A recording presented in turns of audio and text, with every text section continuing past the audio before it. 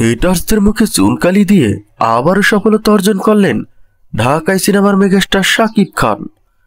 নাটক দেখা কিছু কিছু পাবলিকের মুখে তালা ঝুলবে এবার, তাই বিস্তারিত জানতে ভিডিওর শেষ পর্যন্ত দেখুন।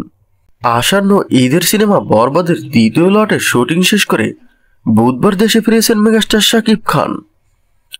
বরবাদ নিয়ে শাকিব খান বলেন, বরবাদ সিনেমা দর্শকদের যে প্রত্যাশা তৈরি করেছে আমার বিশ্বাস সেটা পূরণ হবে। বিগ স্কেলের এই অ্যাকশন ভায়োলেন্স সিনেমার পরিচালক মেহেদী হাসান হৃদয়। বরবাদ দেখার জন্য আপনাদেরকে ঈদ পর্যন্ত অপেক্ষা করতে হবে, আপনারা নতুন কিছু দেখতে পাবেন।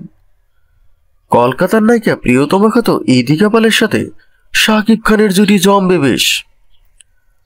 অন্যদিকে বরবাদের একটি আইটেম গানে পারফর্ম করেছেন কলকাতার আরেক জনপ্রিয় নায়িকা নুসরাত জাহান।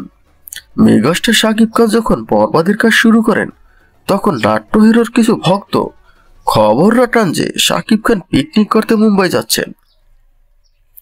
এদিকে শাকিব খান বরবাদের শুটিং শেষ করে দেশে ফিরেছেন। এবার হয়তো বা বন্ধ হবে নাট্য ভক্তদের বোকামি।